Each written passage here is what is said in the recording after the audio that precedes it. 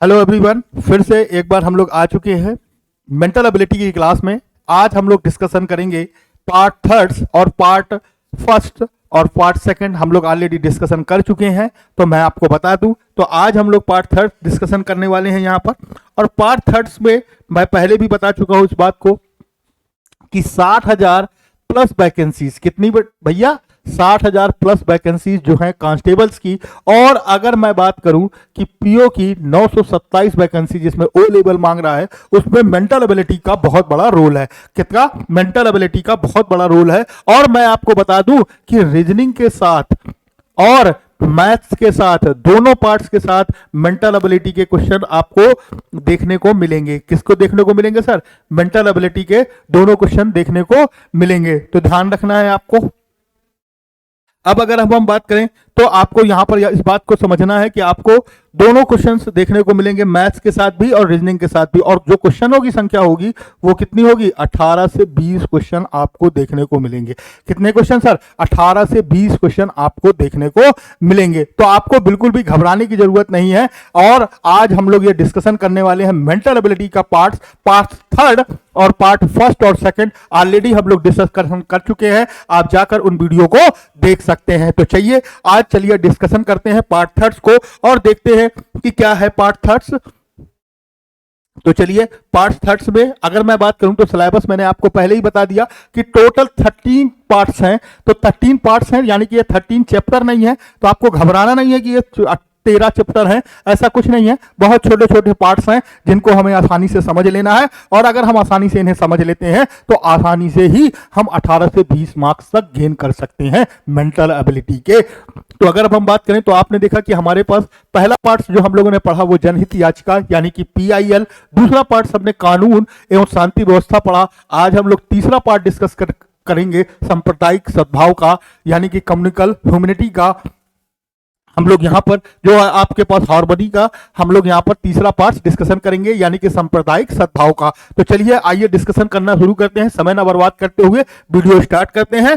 और चलिए ये आ चुका है चैप्टर थर्ड सांप्रदायिक सद्भाव। तो अगर अब हम बात करें तो इसमें क्या होता है कि सांप्रदायिक सद्भाव क्या है। क्या आप देख रहे हैं कि हमारा जो देश है, हमारा जो देश के बारे में बात करें हम लोग तो यहाँ पर विभिन्न प्रकार के लोग, जाति धर्म के लोग रहते हैं और उनमें हमें सब में सद्भाव होना चाहिए। सभी के प्रति हमारी जो भावनाएं हैं वो सेम होनी चाहिए।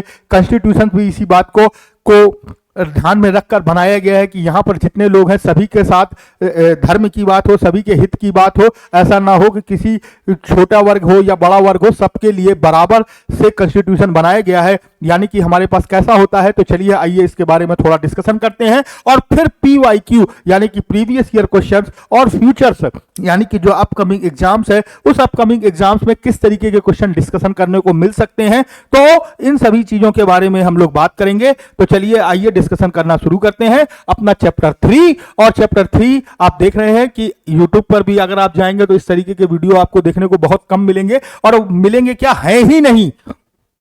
तो अगर आप जाना चाहते हैं अपने 18 से 20 मार्क्स अगर आप पक्के करना चाहते हैं तो आप जुड़ना मत भूलिए हमारे साथ। अब अगर हम बात करें तो सांप्रदायिक सद्भाव की बात की जाए तो क्या है, किसी भी देश में सांप्रदायिक सद्भाव तब होता है जब विभिन्न धार्मिक समुदाय के बीच शांति और सद्भाव हो। मैंने यही बात सबसे पहली बात यही कही कि जो हमारा देश है, भारत देश है, वो विविधताओं का देश है। कैसा देश है सर? विविधताओं का देश है। यहाँ पर बहुत सारे लोग, जाति धर्म के लोग रहते हैं। सिख, ईसाई, हिंदू, मुस्लिम, जैनिज्म, बौद्धिज्म, सभी धर्मों का हम लोग बराबर सम्मान करते हैं। और सभी के लिए हमारी तरफ से जो कॉन्स्टिट्यूशन बनाया गया, जो नियम बनाए गए हैं, वो सबके लिए क्या है, इक्वल हैं, बराबर हैं। तो आप देख सकते हैं किसी भी देश में सांप्रदायिक सद्भाव तब होता है जब विभिन्न धार्मिक समुदाय के बीच शांति और सद्भाव होता है।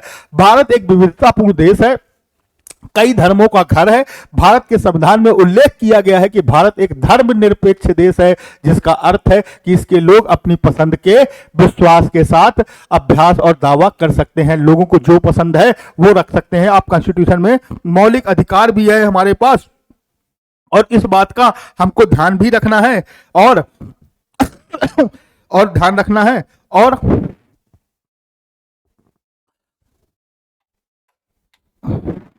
इन सभी चीजों का हमको ध्यान भी रखना है। और थोड़ा सा पीसी का शायद वो था चार्जर नहीं प्लग्ड था, तो चलिए ठीक है, कोई नहीं, अब प्लग हो गया है। तो चलिए आगे हम लोग बात करते हैं। तो यहाँ पर हमको ध्यान रखना है कि जितनी भी विविधताएं पूर्वक है, पूर्ण जो देश है वो हमारा भारत देश है, और इसीलिए भारतीय संविधान के अनुच्छेद 25 और 28 में वर्णित मौलिक अधिकारों में एक धर्म की स्वतंत्रता का अधिकार मिला है। अनुच्छेद 25 और 28 में हम लोग इस बात का मौलिक अधिकार है कि हम किसी भी धर्म को मान सकते हैं, कभी भी किसी भी समय अपने धर्म को हम चेंज कर सकते हैं, हम अपनी बातों को अपनी तरफ से रख सकते हैं, हमें इसका पूरा का पूरा मौलिक अधिकार है। हमें इस पर किसी तरीके के कानून हमारे ऊपर लागू नहीं होते, क्योंकि ये विभिन्नताओं का देश है और इस तरीके के जगहों पर हमें पूर्ण रूप से स्वतंत्रता है कि हम किसी भी तरीके का धर्म अपना सकते हैं, किसी भी जाति के साथ रह सकते हैं, विवाह के बंधन में बंध सकते हैं। ये सब हमें अनुच्छेद 25 में मौलिक अधिकारों के रूप में मिलता है।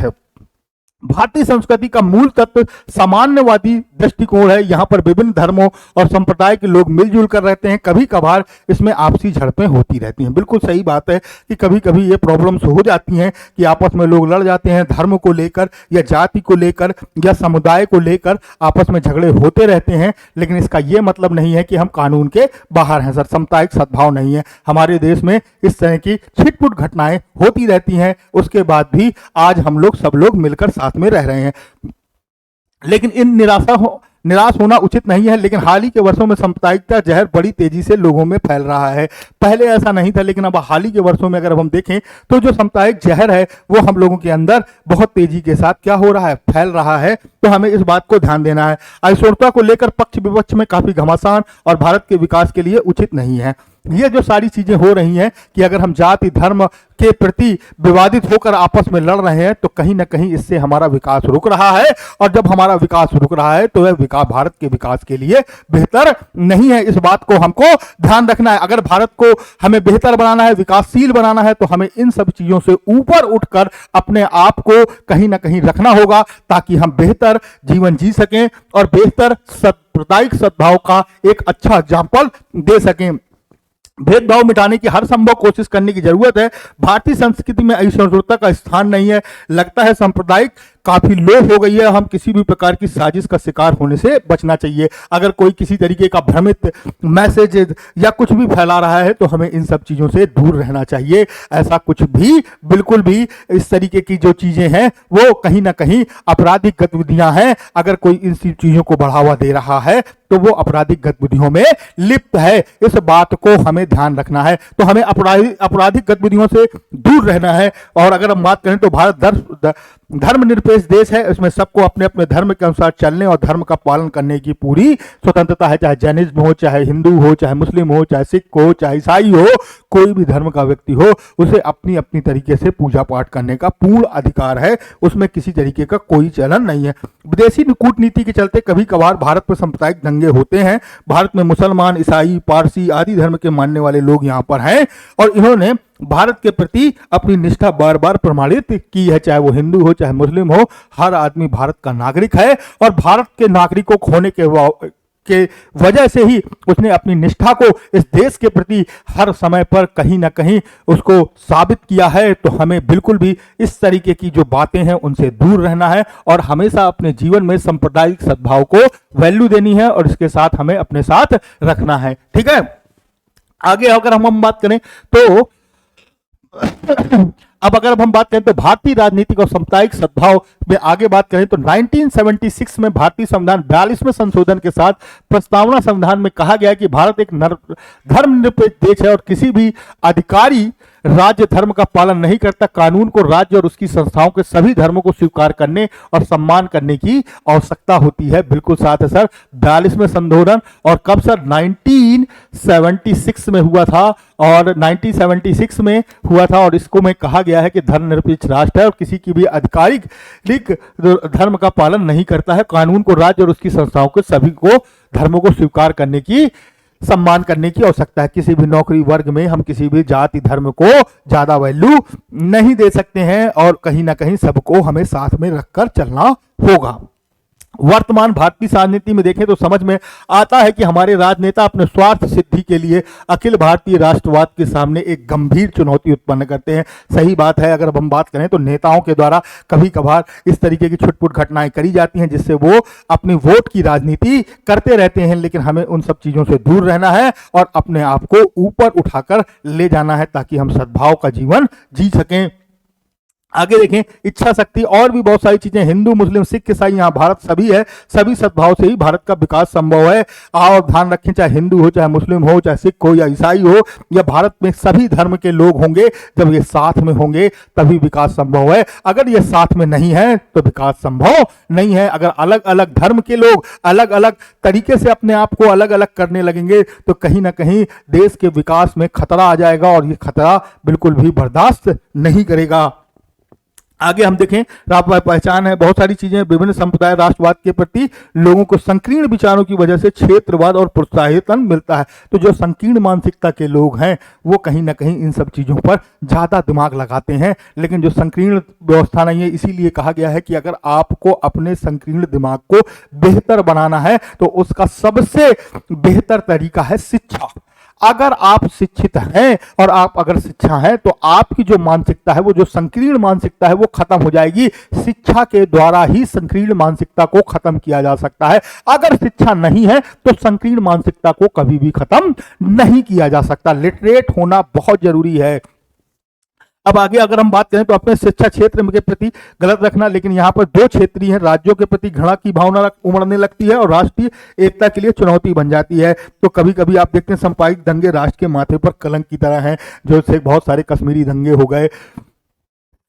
अभी आपने मणिपुर में देख रहे थे, एक हाल ही में चल रहा था, इसके पहले सिख दंगा हुआ, उसके पहले मुस्लिम हुआ, बंटवारे के दंगे हुए। तो ये जो दंगे हैं ये कहीं ना कहीं हमारे देश के जो माथे पे जो कलंक की तरह चमकते हैं, हमको इनसे दूर रहना और इस तरह की अप्रिय घटना ना हो फ्यूचर में, हमें इसलिए इस तरीके से दूर रहना है और हमें सामुदायिक सद्भाव का सम्मान करना है और इनके साथ हमें जीना है।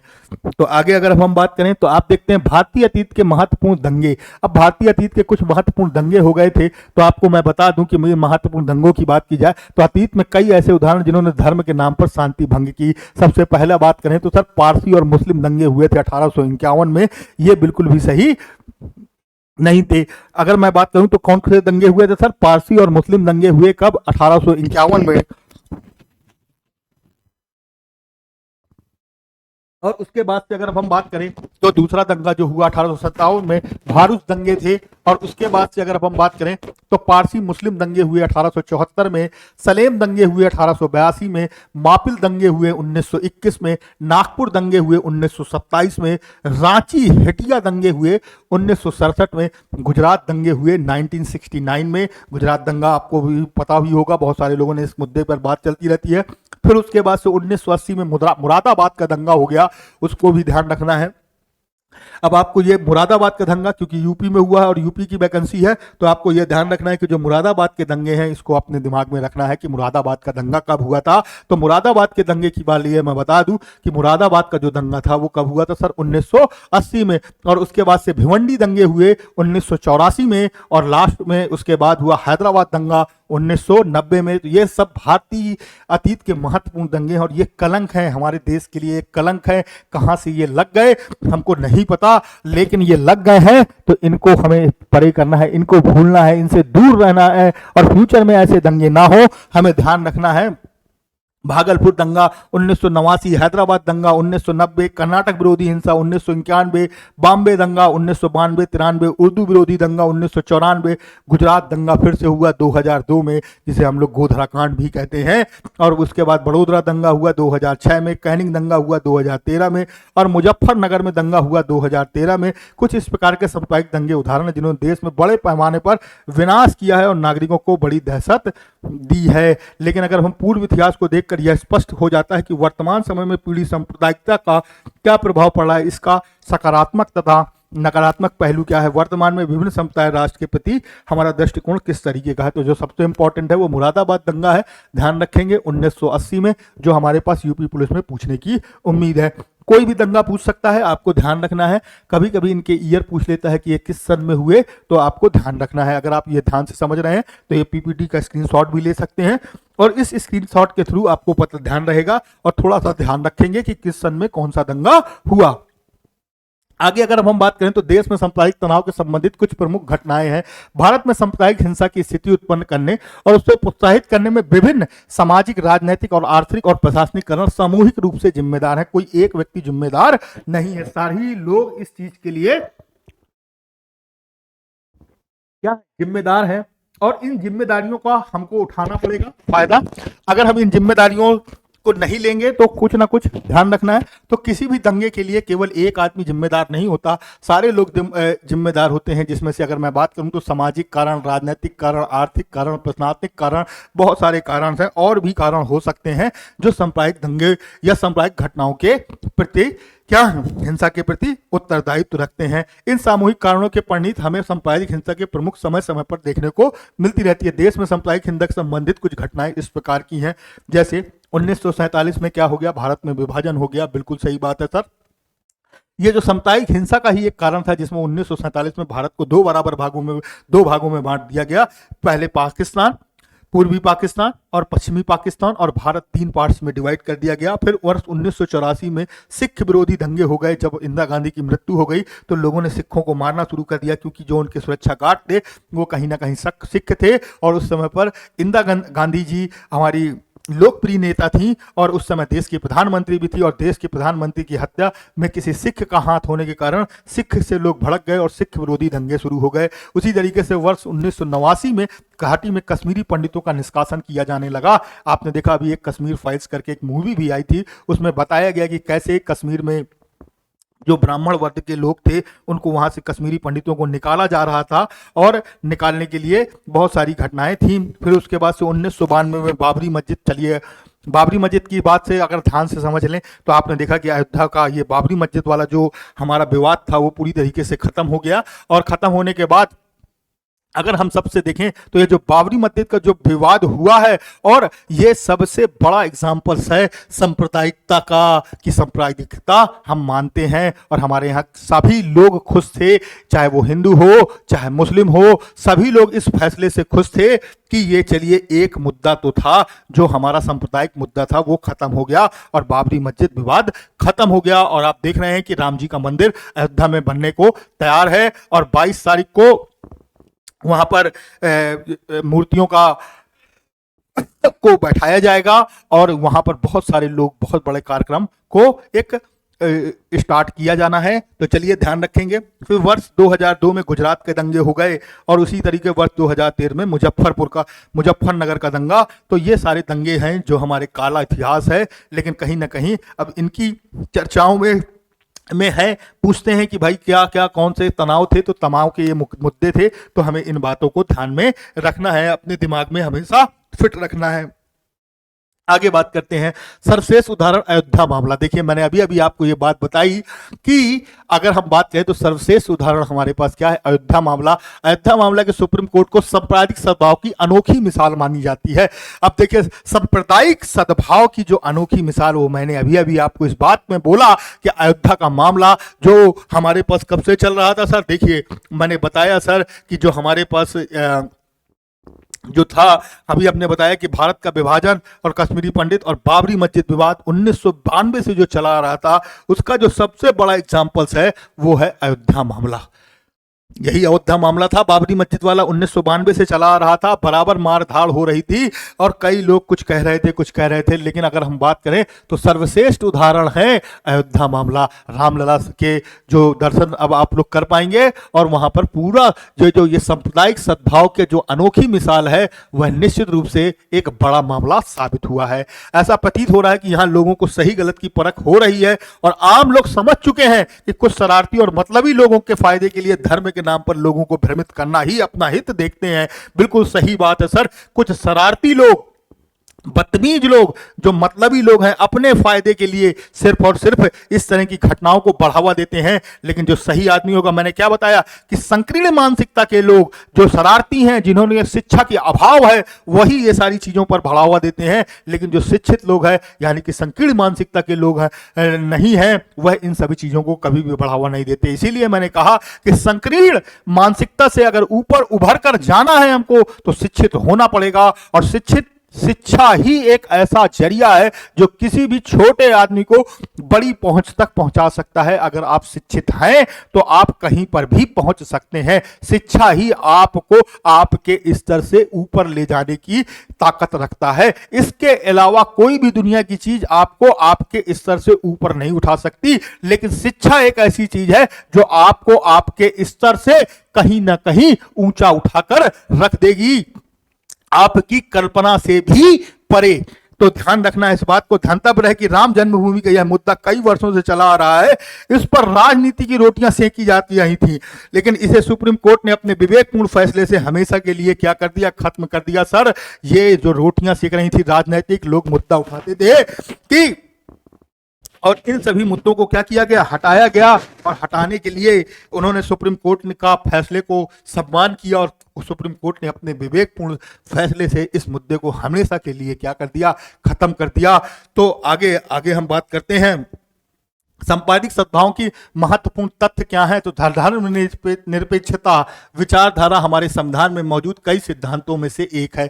किसी भी राज्य का राज्य प्रयोजित धर्म नहीं है। बिल्कुल सही बात है सर, न तो किसी देश का, न तो हमारे किसी राज्य का कोई भी धर्म नहीं है, चाहे वो हमारा देश हो, चाहे हमारा कोई राज्य हो। हम किसी भी धर्म के साथ नहीं है, क्योंकि हम कैसे हैं सर, धर्म निरपेक्ष है, विचारधारा वाले हैं। प्रत्येक भारतीय नागरिकों को धर्म की स्वतंत्रता का मौलिक अधिकार है, हमने बताया, और अनुच्छेद 25 और 28 के अनुसार। यानी कि हमें अपने धर्म, अपने जीवन, अपने कहीं ना कहीं सभी के साथ रहने के लिए हमें पूर्ण अधिकार है। और हमें यह पूरा मौलिक अधिकार मिला है कब, अनुच्छेद 25 और 28 के कारण। और हम कभी भी इस तरीके के धर्म को कभी भी हम परिवर्तित कर सकते हैं, कभी भी हम किसी भी धर्म को मान सकते हैं। ये हमें पूर्ण रूप से स्वतंत्रता है, हमें किसी के दबाव की आवश्यकता नहीं है। अगर हम बात करें तो हिंसा, घृणा और मुक्त विभिन्न धार्मिक समुदायों के बीच मौजूदा शांति और सद्भाव का सिद्धांत है। अब देखिए, सांप्रदायिक सद्भाव दिवस, सद्भावना दिवस भारत में हर साल 20 अगस्त को मनाया जाता है। यह बात अपने दिमाग में रखिएगा सर। सद्भावना दिवस भारत में कब मनाया जाता है सर, 20 अगस्त को। ये एक इंपॉर्टेंट पॉइंट्स है, ये पूछा जा सकता है कि भारत में सद्भावना दिवस कब मनाया जा सकता है। तो भारत में सद्भावना दिवस की बात करें तो 20 अगस्त को मनाया जाता है, यानी कि 20 अगस्त को मनाया जाता है। तो आपको ध्यान रखना है।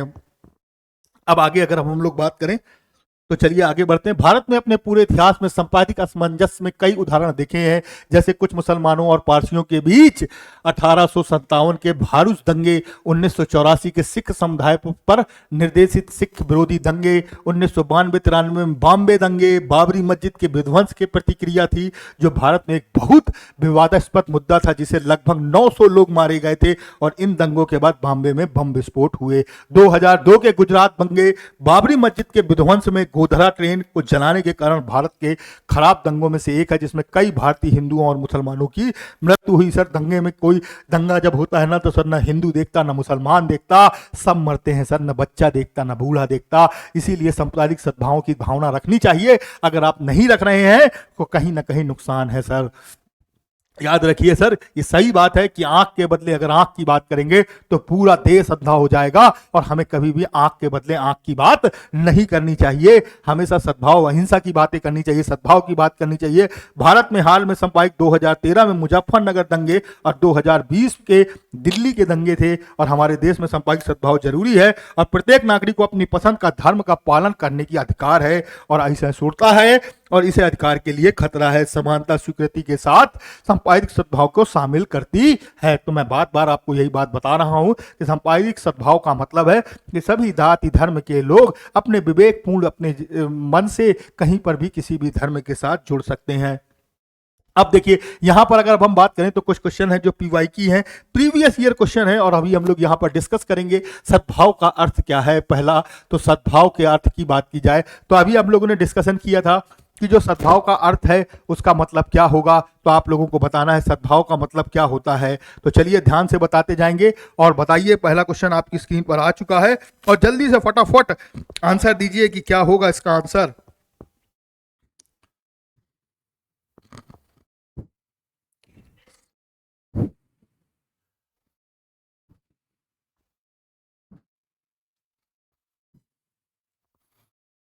तो आप लोगों को ध्यान रखना है कि इसका आंसर क्या होने वाला है, तो फटाफट बताते चलेंगे। तो यहाँ पर अगर हम बात करें सद्भाव का क्या अर्थ है, तो राज्य का एक धर्म है सुरक्षित रखें, सभी धर्मों का सम्मान करने, क्रियाकलापों का क्रियात्मक और काम करने के लिए, विशेष को लोगोपन के लिए। तो अगर मैं बात करूं तो पहले क्वेश्चन का आंसर आपको पता है, सभी धर्मों का सम्मान करना।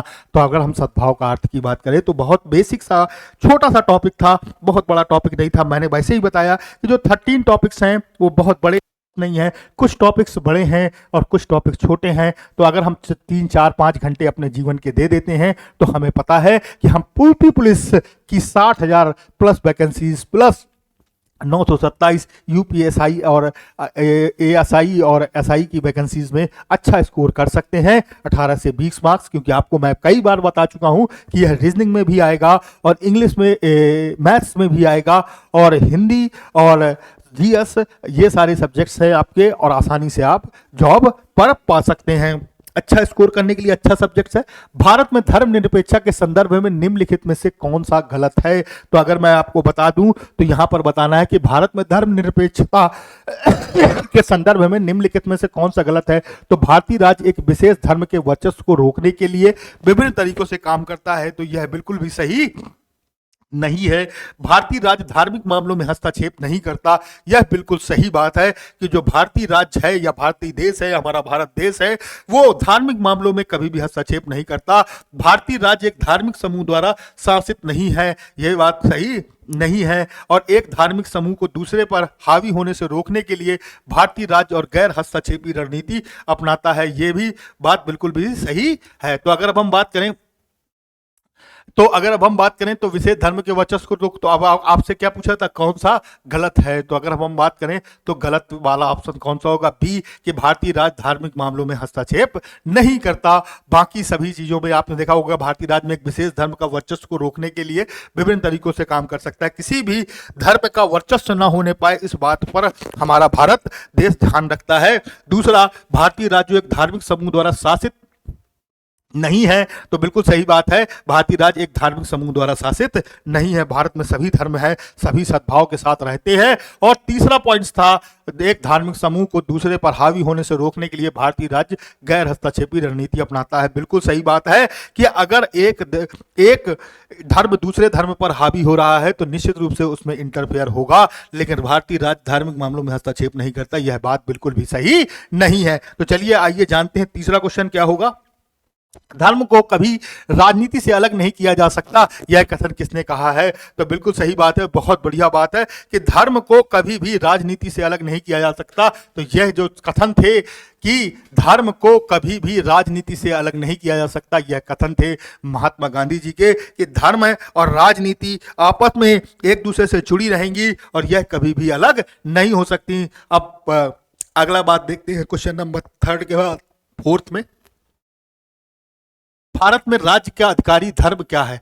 भारत में राज्य का आधिकारिक धर्म क्या है, हिंदू धर्म, ईसाई धर्म, इस्लाम धर्म, कोई नहीं। तो आपको बताना है यहां पर कि भारत में राज्य का आधिकारिक धर्म क्या है। तो आपको मैं बता दूं कि भारत में राज्य का आधिकारिक धर्म कोई भी नहीं है। यहां पर हिंदू, मुस्लिम, सिख, ईसाई, पारसी, जैनिज्म, बौद्धिज्म सब बराबर हैं, किसी भी तरीके का कोई नहीं है। तो ऑप्शन डी बिल्कुल यहां पर करेक्ट आंसर हो जाएगा। तो चलिए आइए आगे बढ़ते हैं और क्वेश्चन नंबर 5 देखते हैं। और आपको बताना है क्वेश्चन नंबर 5, धर्मनिरपेक्ष राज्य के रूप में भारत के बारे में निम्नलिखित में से कौन सा कथन गलत हो सकता है। तो याद रखिए सर, यहां पर आपको ध्यान रखना, सही हो सकता है, गलत हो सकता है, इन सभी चीजों पर फोकस रहना है। ऐसा ना हो कि आप गलत की जगह सही लगाए हैं और सही की जगह गलत लगाए हैं, तो आपको इस बात को ध्यान देना है। तो अभी अगर हम बात करें, किसी भी धर्म को मानने की स्वतंत्रता देता है, बात तो सही है भाई, हमारा राज्य जो है जो किसी भी धर्म को मानने की स्वतंत्रता देता है।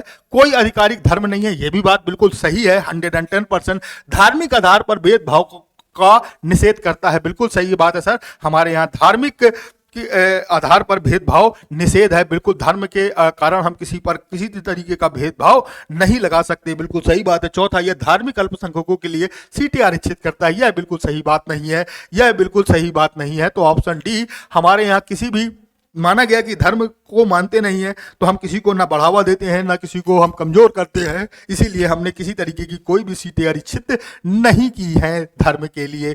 तो अगली बात करते हैं, चौथा क्वेश्चन के बाद बढ़ते हैं पांचवें क्वेश्चन के बाद छठवें क्वेश्चन में, भारतीय राजनीति में जाति का कौन सा रूप दिखाई देता है। तो अगर आपको बात करें तो भारतीय राजनीति में जाति का कौन सा रूप दिखाई देता है, तो आपको बताना है कि इसका आंसर क्या होने वाला है। तो अगर हम बात करें तो भारतीय राजनीति में जाति का कौन सा रूप दिखाई देता है, तो सरकार के गठन में जातियों का को प्रतिनिधित्व देने का, जातिगत भावनाओं को भड़का कर वोट पाने की कोशिश करने का, उम्मीदवारों को चुनाव जातियों की संख्या के हिसाब से। तो बात बिल्कुल सही है सर, राजनीति में जाति का कौन सा बड़ा सा रूप दिखाई देता है, तो बिल्कुल सही बात है सर कि गठन में जब भी हम कोई पार्टी गठित करते वहां पर कहीं ना कहीं हमको जाति धर्म को देखने को मिलता है कि भाई ये हमारे धर्म की पार्टी है, ये हमारे जाति की पार्टी है, इसको हम अपना वोट देंगे, और भावनाओं को भड़काकर भी वोट पाते हैं कि अरे वो ऐसा है, ये ऐसा है, हमारी तरफ आप आइए और हमारे तरफ। तो ये भी चलता रहता है।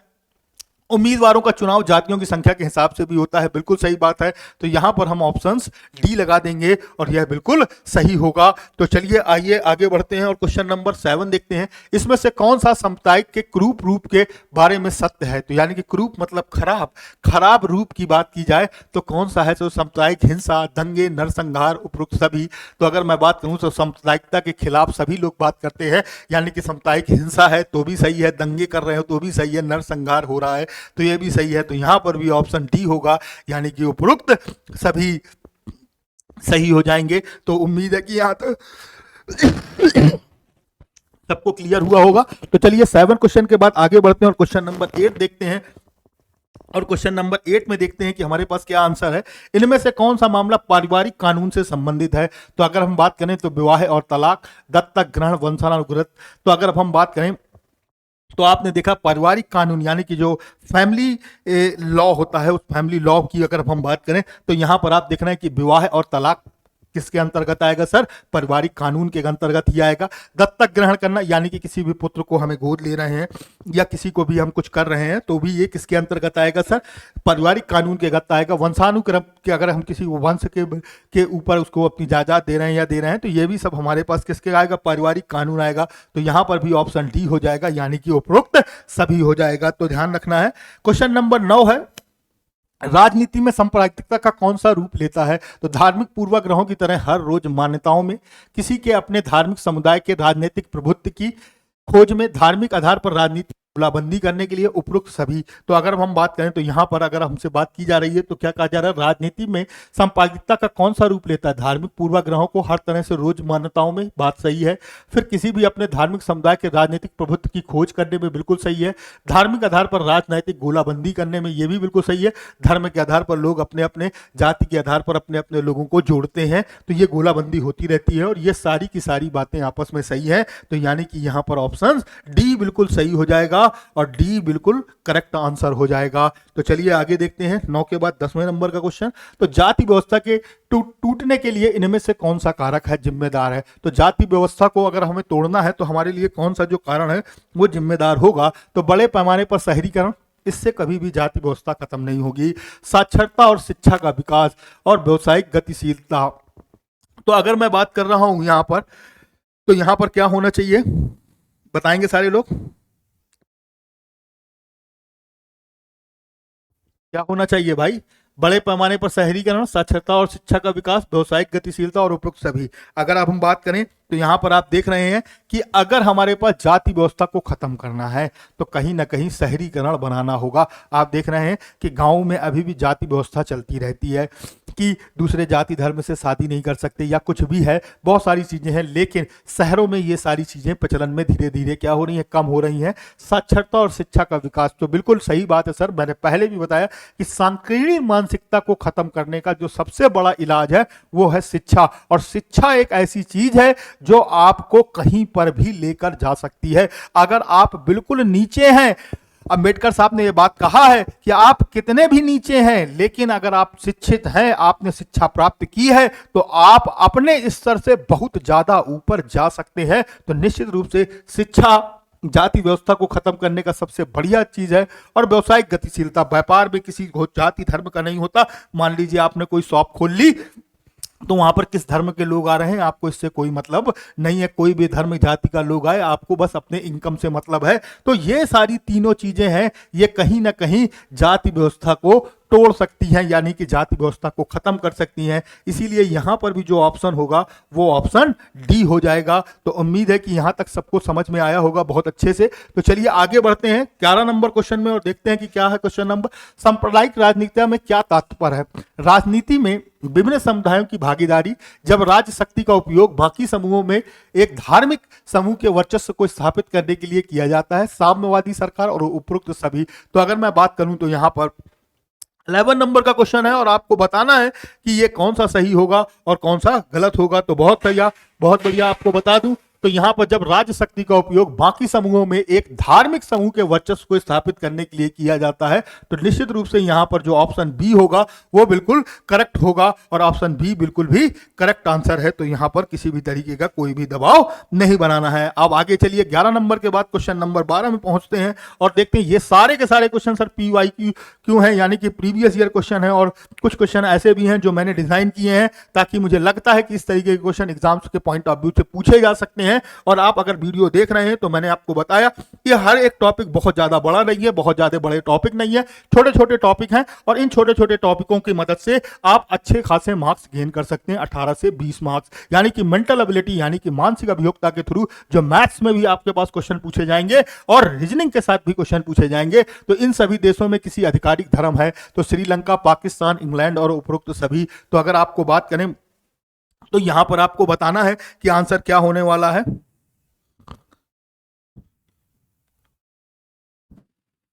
तो बताइए इन सभी देशों में किसी आधिकारिक धर्म है तो श्रीलंका, पाकिस्तान और इंग्लैंड सब में अपना अपना धर्म है और उपरोक्त सभी होगा। श्रीलंका में भी एक अपना धर्म है, पाकिस्तान में आपको पता है कि मुस्लिम समुदाय है और इंग्लैंड में भी, वहां पर भी अगर अब हम बात करें तो क्रिश्चियनिटी है। तो यहाँ पर जितने भी देशों की बात की गई है उसमें सभी देशों में किसी न किसी आधिकारिक धर्म की बात की गई है, लेकिन हमारे भारत में किसी आधिकारिक धर्म की बात नहीं की गई है।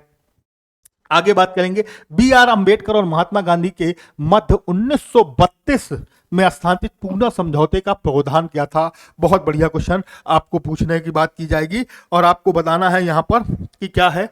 तो भारत के लिए डोमिनियल स्थिति बनाए जाने के लिए, मुसलमानों के लिए पृथक निर्वाचन क्षेत्र बनाने के लिए, निम्न वर्ग के लिए पृथक निर्वाचन क्षेत्र का और निम्न वर्ग के लिए आरक्षण सहित संयुक्त निर्वाचन क्षेत्र का।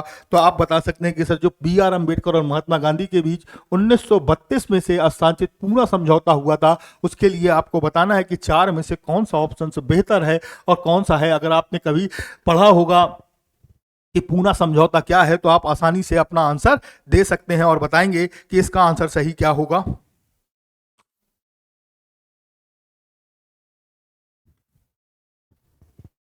तो बताइए। तो अगर मैं आपको बता दूं कि निम्न वर्ग के लिए आरक्षण सहित संयुक्त निर्वाचन क्षेत्र की बात की गई थी और आज भी यह लागू है कि आपने देखा जब निर्वाचन क्षेत्र यानी कि कहीं ना कहीं चुनाव होते हैं तो निम्न लोगों को, जो निम्न वर्ग के लोग थे, उनको आरक्षण की बात की गई। और आज भी आप देखते हैं कि कभी कभी जनरल सीट में सभी लोग चुनाव लड़ सकते हैं, लेकिन अगर ओबीसी सीट आ गई तो ओबीसी ही केवल चुनाव लड़ पाएगा, अगर SC सीट आ गई तो SC बस ही चुनाव लड़ पाएगा, महिला सीट आ जाएगी तो महिला बस भी चुनाव लड़ पाएगी। तो महिलाओं के आरक्षण की भी बात की गई थी। अब 13 के बाद नेक्स्ट क्वेश्चन चलते हैं 14 नंबर। मिंटो मार्ले सुधार का उद्देश्य क्या था? बहुत बढ़िया क्वेश्चन है सर। मिंटो मार्ले का क्या था? पृथक निर्वाचन प्रणाली, भारतीय की भागीदारी बढ़ाना, युद्ध में सहयोग हेतु तैयार करना और पूर्ण स्वतंत्रता देना। तो बता सकते हैं आप लोग कि यहां पर क्या थी? तो पृथक निर्वाचन प्रणाली यानी कि अलग से एक निर्वाचन प्रणाली का उद्देश्य था। किसका? मिंटो मार्ले सुधार का उद्देश्य क्या था कि एक अलग से हमको क्या बनाना है? पृथक निर्वाचन प्रणाली बनानी है। उम्मीद है यहां पर सबको क्लियर हुआ होगा। अब हम बात करें तो नेक्स्ट क्वेश्चन देखते हैं 15 नंबर। मुसलमानों के लिए अतिरिक्त निर्वाचक मंडल प्रारंभ में किसके द्वारा लाया गया? तो अगर अब हम बात करें यहाँ पर, तो आपको ध्यान रखना है कि पूछा जा रहा है मुसलमानों के लिए अतिरिक्त निर्वाचक मंडल प्रारंभ में किसके द्वारा लाया गया। तो क्रिप्स मिशन 1942 और मार्ले मिंटो सुधार 1909 के अनुसार लाया गया। तो किसके अनुसार लाया गया? मार्लो मिंटो सुधार 1909 के अनुसार लाया गया। तो आपको ध्यान रखना है इस बात को।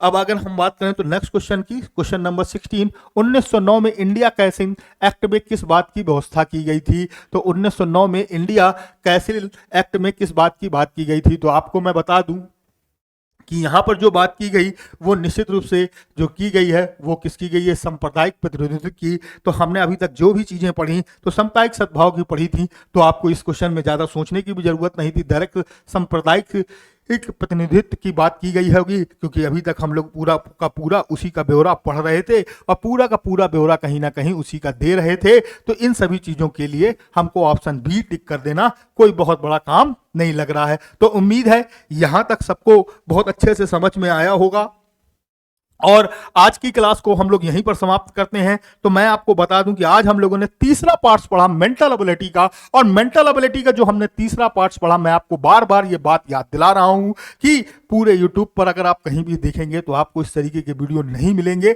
और अगर नहीं मिल रहे हैं तो आप आइए एक बार इस तरीके के वीडियो को देखिए और समझिए कि क्या है, कैसे PYQ आते थे और कैसे फ्यूचर्स में इस तरीके के एग्जाम्स में इस तरीके के क्वेश्चन आ सकते हैं और कैसे क्वेश्चन हमें करने हैं। इन सभी चीजों को ध्यान में रखते हुए ही इस तरीके के वीडियो बनाए जा रहे हैं ताकि आप आसानी से उस तरीके के चीजों को देख सकें। और 60,000 वैकेंसीज प्लस वैकेंसीज हैं कांस्टेबल्स की, और अगर 927 इस समय पीओ की हैं, और फ्यूचर्स में भी अभी 927 वैकेंसी SI और ASI की हैं, और फ्यूचर में भी अभी इस तरीके की बहुत सारी वैकेंसीज SI की आएंगी। मुझे पूरी उम्मीद है कि चुनाव के पहले तक SI की भी वैकेंसीज और ASI की वैकेंसीज भी गवर्नमेंट्स निकालेगी, यूपी गवर्नमेंट्स, तो वहां पर भी इसकी आवश्यकता पड़ेगी। तो पढ़ना मत भूलें, और निश्चित रूप से 18 से 20 मार्क्स आपको रीजनिंग और मैथ के साथ जुड़े हुए मिल जाएंगे। तो आज की क्लास को हम लोग यहीं समाप्त करते हैं। तो थैंक यू टू कंटिन्यू। अब हम लोग आपको मिलते हैं चौथे वीडियो के साथ, और आप डिस्कशन करेंगे नेक्स्ट पार्ट क्रिमिनल का, और तो उसके बाद हम लोग डिस्कशन करेंगे। तो चलिए आज के लिए इतना ही, बहुत बहुत थैंक यू। फिर मिलते हैं एक ब्रेक के बाद।